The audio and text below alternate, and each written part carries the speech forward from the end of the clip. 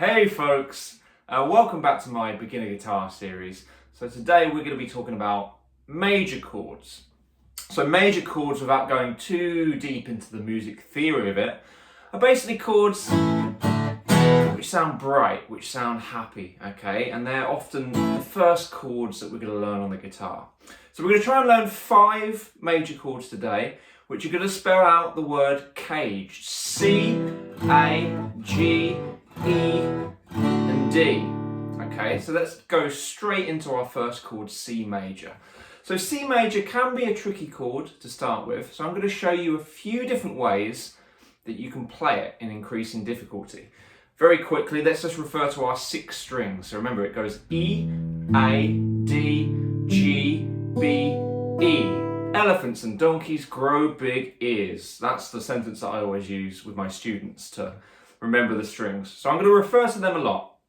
So C major, I want you to put your index finger on the B string, B for big, fret number 1. So remember, when we put our finger in a fret, our fret is our metal strip going down. So this is the first fret. And I want to put my finger just to the left as you look at your fingers, just to the left of that wire. So our index finger is going on B1. And then that's going to be my first version of a C chord. And then I play my 3 strings nearest the ground, G, B and E. And that's a C major chord, okay? And that's probably the easiest C major chord.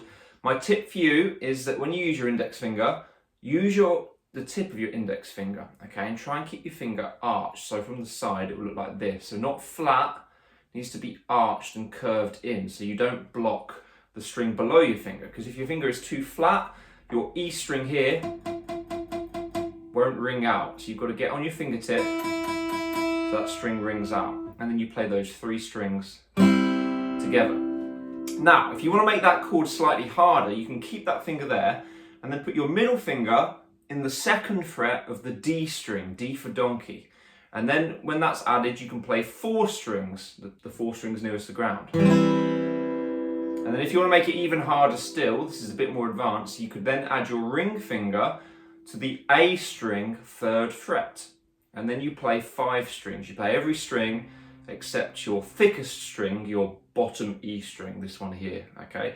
So you just play 5 strings. And that is C major. And it kind of forms a sort of little diagonal line like this. It's very important when you're learning chords to try and visualize what the shape looks like. So if you see there, this little diagonal set of steps happening. So that is C major. Next chord is going to be A major. Now this one we're going to use 3 fingers and they're going to all be bunched together in the 2nd fret but on different strings. So my index finger is going to go on D2, middle finger is going to squeeze in on G2, and then my ring finger is going to go on B2. So they've all got a cram in this 2nd fret, and it forms this little descending staircase. That's another way that I visualize this one. And then we're going to play 5 strings. And again, we need to make sure that we're on our fingertips. And also, because our fingers are kind of bunched up here, our index finger is kind of in a suboptimal position, because normally we want to be quite far along in our fret, almost, just below the fret wire. Because we're squeezing other fingers, this one is going to be quite far back this way. So we have to press extra hard with this finger to stop it from sounding like this and getting that nice clean note. So when you play through your 5 strings, rather than just playing as a block, if you play them individually, you might hear that some of them aren't quite ringing out true. So that's a little cue for you to press harder.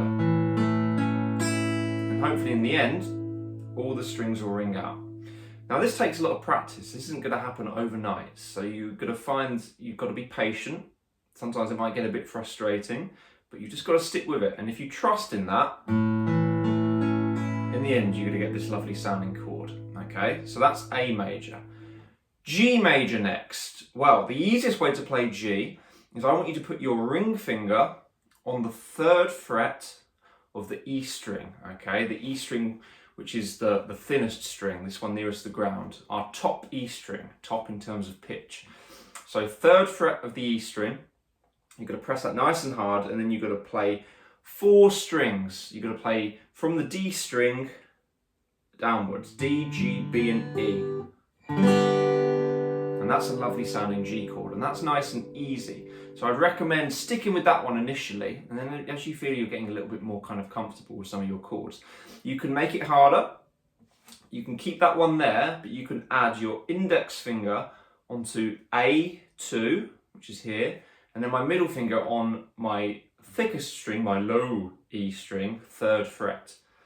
And then I've got 3 fingers all pressing down at once, and I'm going to play all 6 strings. And that gives you a lovely, rich G major chord. Now that's more challenging to play because it's a big old stretch for your hands to get from the top to the bottom at the same time.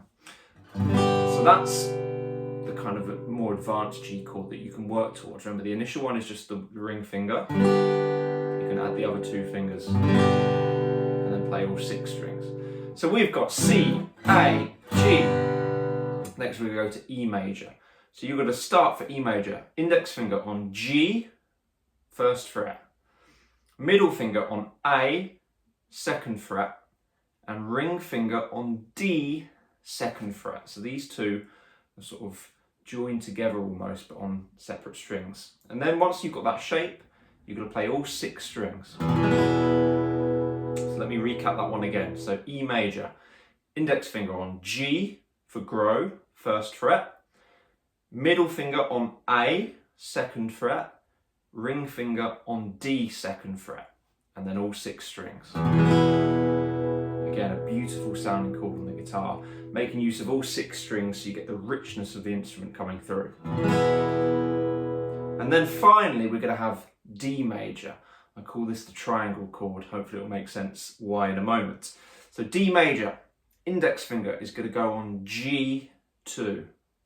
So 1st, 2nd fret, G2. Middle finger is going to go on E2, my thinnest string, the E string, the top E, 2nd fret. And then my ring finger is going to go on B, 3rd fret. And they make this little kind of triangle shape. If you join the dots, you get a little triangle shape. So it's index on G2, middle on E2, ring finger on B3, nearly said 2, 3. You're going to hold that shape, then you're going to play 4 strings. You're going to play from the D string, D, G, B and E strings. And that's your D major chord, okay? So, those are my 5 chords which spell out that word cage. C major, A major, G major, E major, D major, okay? Now, let me give you some tips when you're practicing these. You need to make sure that your fingernails are short, okay? I see students sometimes with longer nails, and it's just going to make life very difficult because when we make our chords, we need to be on our fingertips. Remember I said we want to arch our fingers, keep them curved so we don't block other strings when we're pressing on whatever string we choose, okay? So we need to make sure that our fingernails are short and then we're making contact with the strings with our fingertips, okay? So that's my first really important tip. Keep your nails short, use your fingertips. Next thing, patience. These aren't going to happen overnight. These are going to take weeks, months even, some of these chords to get really consistent, okay? So you just have to trust that if you practice, these chords will come, okay?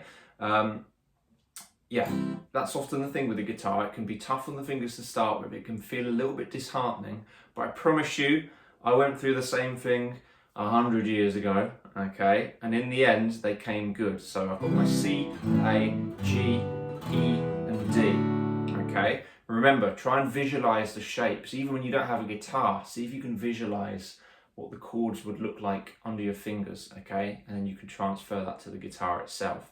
All of these things will help these shapes to sink in and become part of your chord vocabulary, okay? So that's going to be your sort of next project, and once you start to feel more comfortable with those, we can then look at chord progressions, which is when we pick certain combinations of these chords which work really well together, and we can start to build songs and make music, okay? So, as always, Please like and subscribe if you haven't already. Leave a comment below. Any questions you have about these chords, I will answer.